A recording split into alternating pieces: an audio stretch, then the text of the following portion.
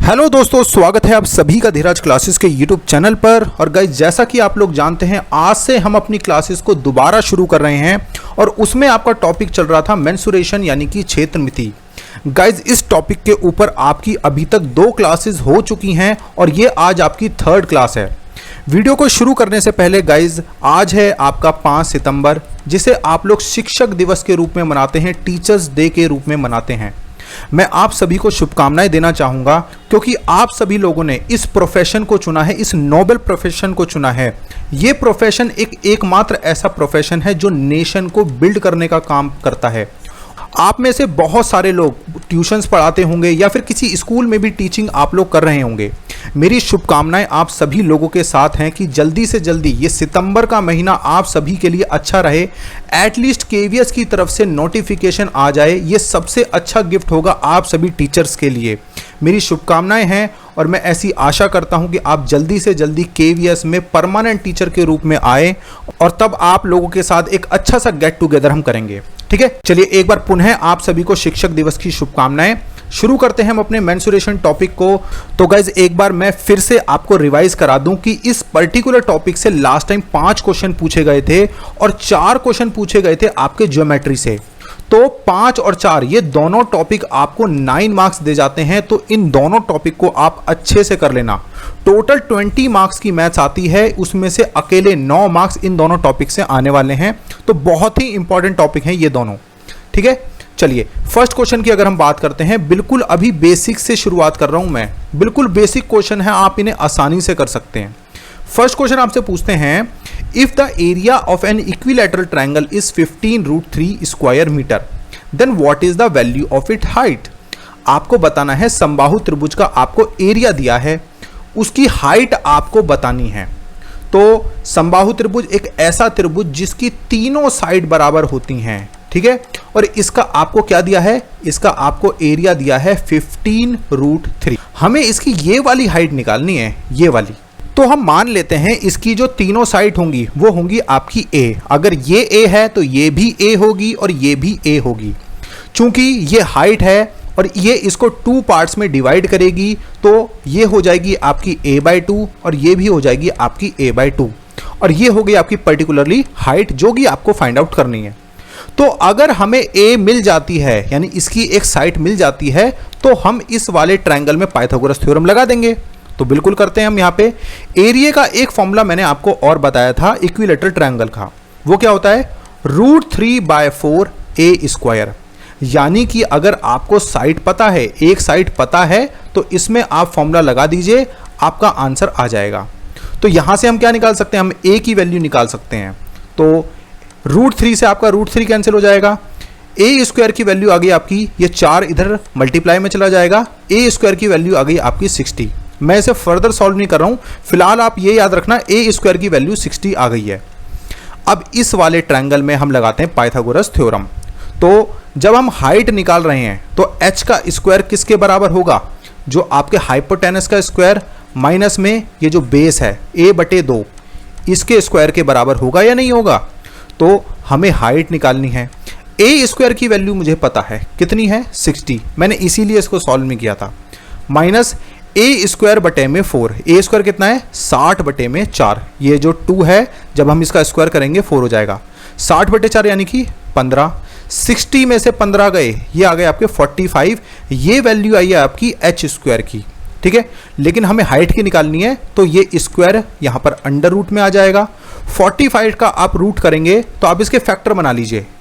Factor जब बनाएंगे इसके 9 पंजे 45 होता है, ये 9 का रूट हो जाएगा, तो ये आ जाएगा आपका 3√5। 3√5 मीटर दिया है आपको ऑप्शन में, बिल्कुल गिवन है, ऑप्शन सी यहां पर सही हो जाएगा। तो 3√5 metre is the correct answer. Guys, ये जो क्वेश्चन है ना, ये बिल्कुल बेसिक क्वेश्चन है और आपको ना सिलेबस चेंजेस से रिलेटेड एक इन्फॉर्मेशन और है मेरे पास, क्योंकि ये 7 दिन मैं कहाँ बिजी था, लगभग इससे रिलेट करता है। मैं आपको एक वीडियो बना के पूरी अच्छे तरह से समझाऊंगा कि सिलेबस चेंज के लिए एक मीटिंग हुई थी। ठीक है, 15 अगस्त के बाद हुई थी, डेट तो मुझे एग्जैक्टली नहीं पता है। उसमें क्या क्वेश्चंस उठे थे वो सारी चीजें मैं आपको बताऊंगा। ठीक है, चलिए सेकंड क्वेश्चन पे अब हम चल रहे हैं। क्या कहते हैं सेकंड क्वेश्चन में, the diagonals of the rhombus are 16 metre and 12 metre, then what is the perimeter of the rhombus. यहां पर एक नई चीज आई है रोम्बस, जिसे हम हिंदी में कहते हैं समचतुर्भुज।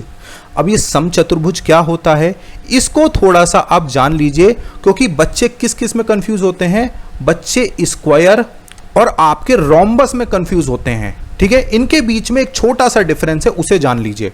सबसे पहले अगर हम बात करते हैं इनकी साइड की, ठीक है, तो साइड इसकी भी चारों बराबर होती हैं और इसकी भी चारों बराबर ही होती हैं। ठीक है, यानी इसकी भी बराबर है और इसकी भी बराबर होती हैं, तो ये तो दोनों में कॉमन है। लेकिन इसका जो ईच एंगल होता है ना, ये जो एंगल होते हैं ये सारे 90 डिग्री होते हैं, लेकिन रोम्बस के नहीं होते। R4 रोम्बस, S4 स्क्वायर, इसके नहीं होते। ये बात कर रहे हैं हम एंगल्स की। फिर हम बात करते हैं इसके डायगोनल्स की। अगर हम इसके डायगोनल्स की बात करते हैं तो इसके जो डायगोनल्स होते हैं ना, ये इक्वल होते हैं। इसके डायगोनल्स इक्वल नहीं होते हैं, इसके डायगोनल्स इक्वल नहीं होते हैं, तो मैं यहां पे लिख देता हूं नॉट इक्वल। फिर इसके जो डायगोनल्स होते हैं ना, ये हमेशा 90 डिग्री पर एक दूसरे को काटते हैं और एक दूसरे को बाइसेक्ट भी करते हैं। यानी कि मान लो अगर ये पूरा 12 मीटर है, तो जब ये एक दूसरे को काट रहे हैं तो ये वाला 6 होगा और ये वाला भी 6 होगा। समझ में आ गई इतनी बात। अब हम क्वेश्चन को सॉल्व करते हैं। ये सारी प्रॉपर्टीज अगर आप समझ गए हैं तो थोड़ा सा मैंने आपको एक्स्ट्रा बताया है, ये सारी चीजें इसमें क्वेश्चन में यूज नहीं होंगी, लेकिन जो चीजें यूज होंगी उसका आपको पता होना चाहिए। तो सबसे पहले मैं यहां पर एक रोम्बस ड्रॉ कर देता हूं, आपका एक समचतुर्भुज ड्रॉ कर देता हूं। इसके विकर्ण डायगोनल्स आपको दिए हैं, एक है आपका 12 मीटर और एक है आपका 16 मीटर। ठीक है, एक है 12 और एक है 16।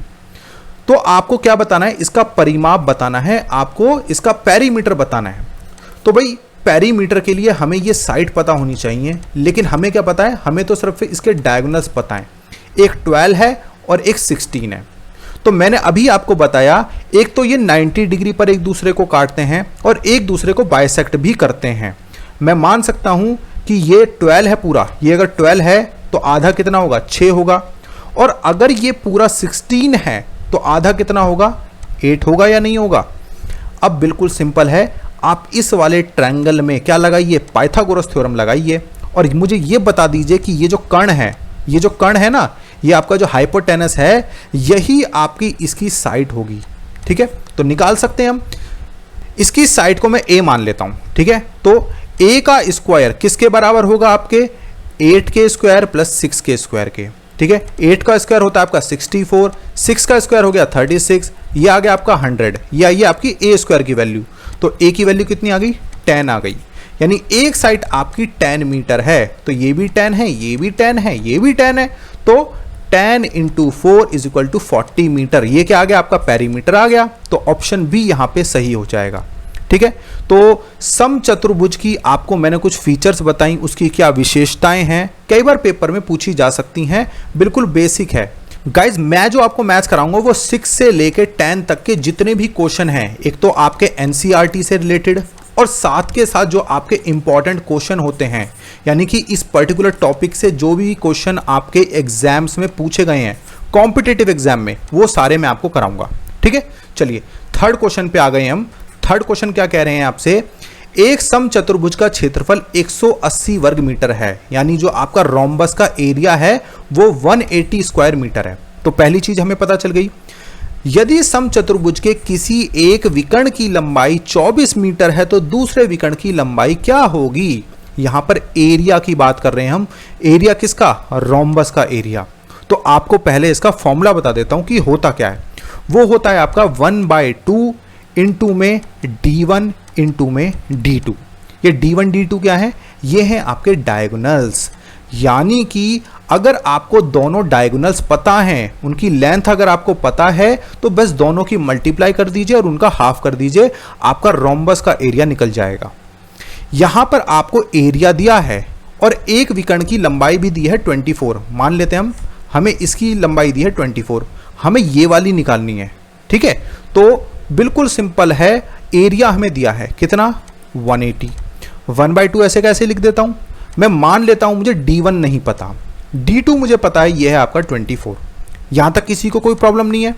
अब सिर्फ D1 ही तो निकालना है, ये 2 इधर मल्टीप्लाई में चला जाएगा, 24 इसके अपॉन में आ जाएगा, तो D1 की वैल्यू आ जाएगी आपकी 180 मल्टीप्लाई बाय 2 अपॉन में 24, 2 एकम 2, ये आपका 12 पे कैंसिल हो गया। 180 को 12 से डिवाइड करेंगे तो कितना आएगा आपका 15 metre is the answer. So the option A is the correct. समझ में आया आपको? यहां पर आप इस फॉर्मूले को नोट कर लें, area of rhombus is equal to 1/2 into में D1 इंटू में D2, यानी दोनों डायगोनल्स की मल्टीप्लाई होगी। समझ गए आप? चलिए समझ गए हैं तो चलते हैं अपने नेक्स्ट क्वेश्चन पे, फोर्थ क्वेश्चन पे। गाइज उससे पहले एक जरूरी सूचना, जो भी बच्चे KVS में टीचर बनना चाहते हैं, स्पेशली PRT टीचर, तो उनकी प्रिपरेशन हम अपने चैनल पे कराते हैं। और अगर आप हमसे जुड़ना चाहते हैं तो आप अपना नाम लिख के इस नंबर पे मुझे व्हाट्सएप कर दीजिए, मैं आपको अपने ब्रॉडकास्ट सिस्टम से ऐड कर दूंगा। ग्रुप नहीं है पर्टिकुलरली, ब्रॉडकास्ट सिस्टम जो मैंने लिस्ट बना रखी है उसमें ऐड कर दूंगा। मैं कई बार इंपॉर्टेंट क्वेश्चंस कुछ होते हैं या कुछ मटेरियल्स मेरे पास होता है, मैं आपको शेयर करते रहता हूं थ्रू इस व्हाट्सएप नंबर से। ठीक है, चलिए फोर्थ क्वेश्चन पे आ गए हैं अब हम। क्या कह रहे हैं क्वेश्चन में, the side of an equilateral triangle is equal to the diagonal of the square. क्या कह रहे हैं, बिल्कुल ध्यान से इसको समझना। मैथ्स में अगर आपको कोई लाइन समझ नहीं आती है तो उसे 2 बार पढ़िए। हिंदी वालों के लिए पढ़ देते हैं, एक समबाहु त्रिभुज की भुजा वर्ग के विकर्ण के बराबर है। तो देखिए मैं यहां पे ड्रॉ कर देता हूं आपको समझाने के लिए। इसकी जो साइड है, इसकी साइड को मैं मान लेता हूं A है।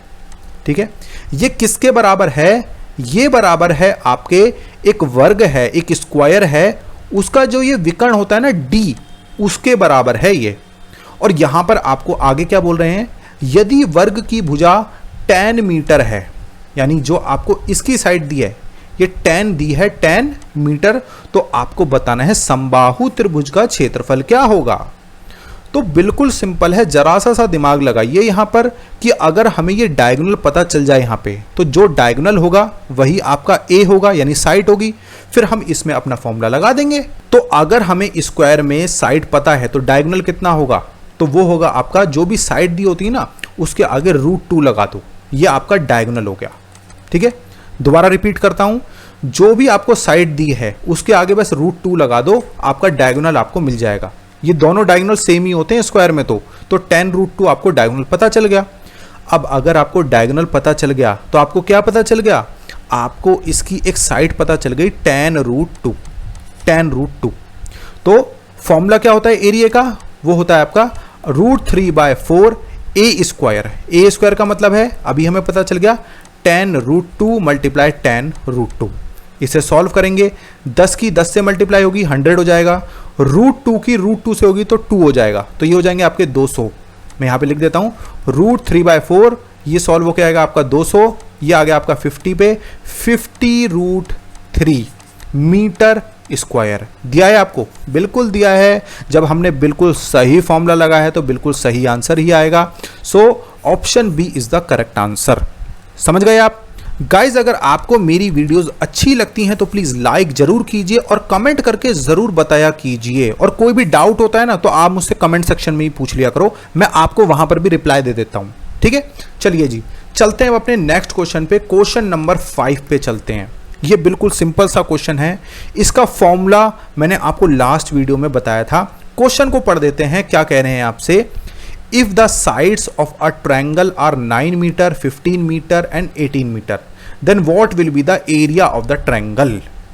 यानी अगर आपको ट्रायंगल की तीनों साइड दी गई हैं, ये देखो तीनों अलग अलग हैं, ठीक है, तो ना तो ये आपका आइसोसेलेस है, ना ही ये आपका राइट एंगल है, और आपको इसका एरिया निकालना है। तो इसके लिए मैंने आपको फॉर्मूला बताया था, एरिया ऑफ ट्रायंगल क्या होगा, √S S-A, S-B और S-C। अब ये S क्या है, जो भी तीनों साइड आपको दी है ना उनका प्लस करके उनको हाफ कर दो, यानी 9 + 15 कितना होगा, 24 हो गया।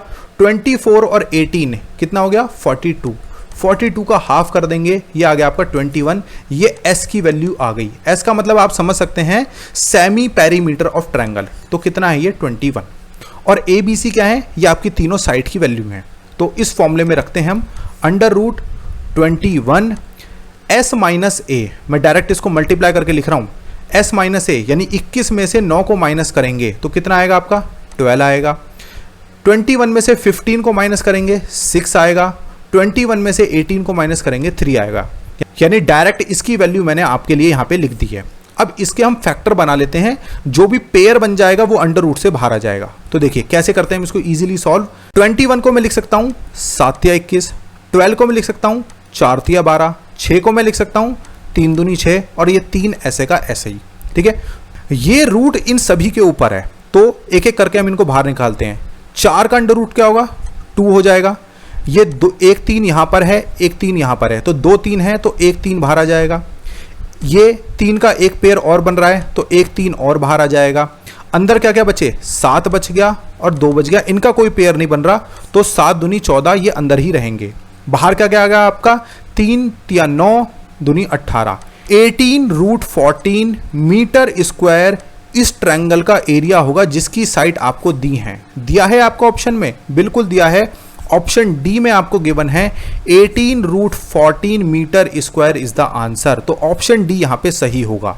ठीक है, तो गाइज इस तरह के जो क्वेश्चन होते हैं ना, बच्चों को फॉर्मूला तो याद होता है लेकिन बच्चों को ये जो पेयर बना के इनको हम कैसे बाहर लेके आते हैं, कैसे अपने आंसर को निकालते हैं, बच्चों को ये चीज नहीं आती है। तो ध्यान रखना जो भी पेयर बनेगा वो बाहर आ जाएगा। ठीक है, समझ गए आप। चलिए चलते हैं अब अपने नेक्स्ट क्वेश्चन पे। क्वेश्चन नंबर 6 पे आ गए हम। क्या कह रहे हैं आपसे, यदि एक समचतुर्भुज का परिमाप 68 सेंटीमीटर है और इसका एक विकर्ण 16 है तो समचतुर्भुज का क्षेत्रफल क्या होगा, यह आपको बताना है। क्या क्या दिया है हमें, पहले इसको हम विचार करते हैं कि क्या क्या हमें गिवन है। एक तो आपको यहाँ पे इसका पेरीमीटर दिया है, पेरीमीटर कितना है 68 आपको दिया है। फिर आपको इसका एक विकर्ण दिया है, एक डायगोनल दिया है 16, मैं मान लेता हूँ ये हमें 16 गिवन है। आपको इसका एरिया बताना है। तो एरिया के लिए बताइए हमें क्या पता होना चाहिए, हमें दोनों डायगोनल्स पते होने चाहिए, d1 मल्टीप्लाई d2, ये फॉर्मूला होता है। तो पेरीमीटर से आप देखिए मैं इसकी एक साइड निकाल सकता हूं। तो 68 को अगर मैं 4 से डिवाइड कर देता हूं तो ये कितना आ गया आपका 17 सेंटीमीटर आ गया। यानी जो इसकी एक साइड होगी ना वो 17 सेंटीमीटर होगी। हमें एक डायगोनल भी दिया है, डायगोनल कितना है ये 16 है। तो दोनों डायगोनल्स के बाइसेक्ट करते हैं और एक दूसरे को 90 डिग्री पर काटते हैं। तो अगर ये पूरा 16 है तो आधा कितना होगा इसका 8 होगा। अगर हमें ये मिल जाए, ये वाला अगर मिल जाए तो हम इसका डबल कर लेंगे। हमें एक तो पता ही है 16 सेंटीमीटर, दूसरा और मिल जाएगा हमें। तो देखिए हम इस वाले ट्रायंगल में पाइथागोरस थ्योरम लगाते हैं, हमें ये वाला चाहिए तो इसे मैं आपके लिए यहाँ पे सॉल्व कर देता हूँ। अगर हमें ये निकालना है तो 17 के स्क्वायर में से माइनस कर दीजिए 8 के स्क्वायर को। हमारा जो ये बेस है आप इसे बेस मान लीजिए, ये निकल के आ जाएगा। तो बेस के स्क्वायर की वैल्यू हो गई 17 स्क्वायर माइनस 8 स्क्वायर। 17 का स्क्वायर होता है 289, 8 का होता है 64। 289 में से 64 गए 225 आ गया बेस के स्क्वायर की वैल्यू, यानी बेस आ गया हमारा रूट 225 यानी 15 सेंटीमीटर। बेस निकल के आ गया हमारा 15 सेंटीमीटर। अब ये अगर आपका 15 है तो ये पूरा कितना होगा बताओ, ये 15 है तो ये पूरा आपका 30 होगा नहीं होगा। तो हमें दोनों डायगोनल्स पता चल गए, आपका एक आ गया 16 और एक है आपका 30। अब इस वाले फॉर्मूले में फिट कर दो इसको, 1/2 इंटू में 30 इंटू में 16, 16 को 2 से कैंसिल कर देंगे, ये हो गया आपका 8, 3 8 जा 24, 240 सेंटीमीटर स्क्वायर आपका इस रोम्बस का एरिया आ गया। तो ऑप्शन बी यहाँ पे सही हो जाएगा। तो गाइज अभी तक आपने 6 क्वेश्चन किए, उन 6 क्वेश्चन में आपने एक चीज देखी होगी कि आपकी जो पाइथागोरस थ्योरम है ना वो बहुत जगह यूज होगी। और उसमें आपको एक चीज याद होनी चाहिए, जितने भी आपके स्क्वायर्स हैं, स्क्वायर जैसे मैं आपसे पूछूं 16 का स्क्वायर क्या होगा वो होता है आपका 256, 17 का स्क्वायर क्या होगा 289, 18 का स्क्वायर क्या होगा 324। यानी कि आपको लगभग 25 से लेके 30 तक के आपको स्क्वायर सारे याद होने चाहिए, आपकी कैलकुलेशन बहुत ईजी हो जाएगी। ठीक है, समझ गए आप। चलिए चलते हैं अब अपने नेक्स्ट क्वेश्चन पे, 7th क्वेश्चन पे आ गए हैं हम। क्या कह रहे हैं आपसे, इसमें एक नया वर्ड आया है आपका ट्रैपिज्म, जिसे हम हिंदी में कहते हैं समलंब। तो क्वेश्चन को हम पढ़ते हैं, क्या कह रहे हैं, if the height of trapezium is half of the sum of the parallel sides which are 21 metre and 17 metre respectively, then what will be the area of trapezoid या फिर ट्रैपिज्म। एक ट्रेपिज्म होता क्या है, पहले आप इसे समझ लीजिए। ट्रेपिज्म एक ऐसी फिगर होती है, 4 साइड फिगर होती है, जिसमें 2 साइड तो आपकी पैरेलल होंगी, यानी कि आप इन्हें जितना भी बढ़ा लीजिए ये कभी एक दूसरे को नहीं मिलेंगी। और 2 साइड कैसी होती हैं, जो एक दूसरे से आगे जाकर मिल जाएंगी, यानी 2 पैरेलल होती हैं, 2 नॉन पैरेलल होती हैं। अब हमें तो इसका एरिया निकालना है, और एरिया का फॉर्मूला होता है 1/2 इनटू में सम ऑफ पैरेलल लाइंस। क्या कह रहे हैं हम, सम ऑफ पैरेलल लाइंस, यानी कि जो पैरेलल लाइंस है ना, इनका सम होना चाहिए। ये आपको दिया है, एक है आपका 21 मीटर और एक है आपका 17 मीटर। आप इन दोनों का सम करेंगे, प्लस इनके बीच में कितनी हाइट है, कितनी दूरी है, ये फॉर्मूला होता है आपका एरिया ऑफ ट्रेपिज्म का। दोबारा फॉर्मूला नोट कर लीजिए, 1/2 इनटू में समांतर भुजाओं का योग गुणा में उनके बीच में दूरी। इस हाइट को हम क्या लिख रहे हैं, इनके बीच में ये जो दूरी है ना, इसी को हम हाइट से लिख रहे हैं। अब एक कंडीशन आपको यहां पे दी है, यदि समलंब चतुर्भुज की जो ऊंचाई है, जो हाइट है, वो समांतर भुजाओं के योग का आधा है, यानी अगर आप इन दोनों का टोटल कर लें, 17 और 21 का अगर आप टोटल करते हैं, ये आता है आपका 38, और हाइट क्या है, इनका आधा है, तो यानी हाइट कितनी है आपकी, 19 मीटर है। तो हमें हाइट भी मिल गई। अब इस फॉर्मूले में लगाते हैं हम, एरिया ऑफ ट्रेपिज्म निकालेंगे 1/2 इनटू में sum of parallel lines. Sum of parallel lines कितना है, 21 और 17, ये आ गया आपका 38, गुणा इनके बीच में दूरी। दूरी कितनी है इनकी, 19 मीटर जो हाइट है, ये अभी हमने कैलकुलेट की है। तो 38 को 2 से डिवाइड कर दीजिए, ये आ गया आपका 19। अब देखिए 19 मल्टीप्लाई 19, अगर आपको स्क्वायर्स याद नहीं है तो क्या करोगे, इसे मल्टीप्लाई करके देखोगे, और अगर आपको याद है तो डायरेक्ट आप आंसर बता दोगे। क्या होता है, 19 का स्क्वायर होता है आपका 361, तो ऑप्शन बी यहां पे सही हो गया। दोबारा आपके लिए कह रहा हूं कि जितने भी सारे स्क्वायर्स हैं ना, 30 तक के सारे स्क्वायर याद कर लो, और 20 तक के तो सारे आप क्यूब जो होते हैं ना, वो भी याद कर लेना। 20 की नहीं तो कम से कम 15 तक तो कर ही लेना। जैसे 1 का क्यूब क्या होगा, ये सारी चीज यहां से मिटा देते हैं। 1 का क्यूब क्या होगा, 1 ही होगा। 2 का क्यूब क्या होगा, 8 होगा। 3 का क्यूब क्या होगा, 27 होगा। 4 का क्या होगा क्यूब, 64 होगा। 5 का क्या होगा, 125 होगा। यानी कि आप इन्हें 15 तक याद कर लेना और 30 तक के सारे स्क्वायर याद कर लेना। आपकी जो कैलकुलेशन है ना, काफी ईजी हो जाएगी। जो एग्जामिनर होता है ना, वो ये नहीं चाहता कि आप मल्टीप्लाई करो, वो चाहता है कि आपको सारे स्क्वायर्स याद हों। ठीक है, चलिए चलते हैं अपने नेक्स्ट क्वेश्चन पे, क्वेश्चन नंबर 8 पे। क्या कह रहे हैं आपसे क्वेश्चन में, an error 2% in excess is made while measuring the side of a square, the percentage of error in the calculated area of the square is. ये क्वेश्चन मैंने आपको परसेंटेज जब पढ़ाया था तब सिखाया था। क्या कह रहे हैं, एक वर्ग की भुजा को मापते समय 2% अधिक की त्रुटि हो जाती है, वर्ग के क्षेत्रफल में त्रुटि का प्रतिशत क्या है आपको बताना है। तो इसके लिए सिंपल सा फॉर्मूला मैंने बताया था। कहीं पर आपको 2 चीजों की मल्टीप्लाई करनी होती है ना, जैसे एरिया ऑफ स्क्वायर क्या होता है, वो होता है आपका साइड मल्टीप्लाई साइड, और एरिया ऑफ रेक्टेंगल वो क्या होता है आपका लेंथ मल्टीप्लाई ब्रेथ। यानी कि कभी इस तरह के क्वेश्चन आपको मिले हैं कि लेंथ में एरर हो गई है, ब्रेथ में एरर हो गई है, तो उसे हम कैसे सॉल्व करते हैं इसे समझिए। इसमें आपको दिया है कि 2% की एरर हुई है, तो इसके लिए सिंपल सा फॉर्मूला है a प्लस बी प्लस में a मल्टीप्लाई बी अपॉन में 100।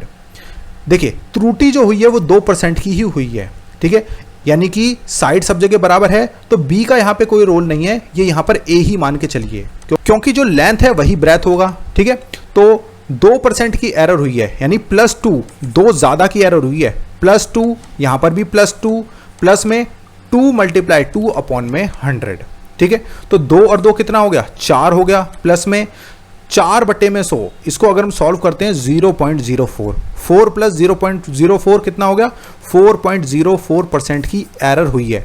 और ये सब चीजें प्लस में आई हैं, यानी जो टोटल एरिया आएगा ना वो इतना फालतू आएगा, इतने % फालतू आएगा। तो ऑप्शन डी यहां पे सही होगा। समझ गए आप? इस चीज को आप याद रखना। मान लो कोई रेक्टेंगल आपको दिया है, वो कहता है कि जो लेंथ को मापते समय 5% की एरर हुई है, यानी ज्यादा हुई है, और ब्रेथ को मापते समय 3% कम नाप लिया। ठीक है, तो कैसे सॉल्व करेंगे हम इसको, a प्लस बी प्लस में a मल्टीप्लाई बी अपॉन में 100, इस वाली ट्रिक से हम सॉल्व करेंगे। अगर लॉन्ग मेथड से सॉल्व करोगे बहुत टाइम जाएगा। ये बिल्कुल सिंपल शॉर्टकट ट्रिक है। ए का मतलब क्या है, लेंथ में कितनी एरर हुई है, +5 की, ब्रेथ में कितनी हुई है, -3 की, और यहां पर इन दोनों की मल्टीप्लाई हो जाएगी, यानी कि 5 × -3 अपॉन में 100। फिर इसको सॉल्व कर लेंगे, जो भी परसेंटेज में आंसर आएगा वो उसका परसेंटेज एरर आ जाएगा। समझ गए आप? चलिए, समझ गए हैं तो चलते हैं अब अपने नेक्स्ट क्वेश्चन पे, क्वेश्चन नंबर 9 पे। क्या कह रहे हैं आपसे, the ratio between the perimeter and the breadth of a rectangle is 5:1। Guys बहुत अच्छा क्वेश्चन है, बहुत इंपॉर्टेंट क्वेश्चन है, ध्यान से समझना इस क्वेश्चन को। थोड़ा सा अच्छा लेवल है क्वेश्चन का, तो सॉल्व करने में मजा आएगा। If the area of the rectangle is 216 square centimetre, what is the length of the rectangle. Hindi वाले पढ़िए, एक आयत की परिधि और चौड़ाई के बीच का अनुपात 5:1 है। किस किस का, आपको परिधि और चौड़ाई, पेरीमीटर और ब्रेथ का रेशो दिया है 5:1।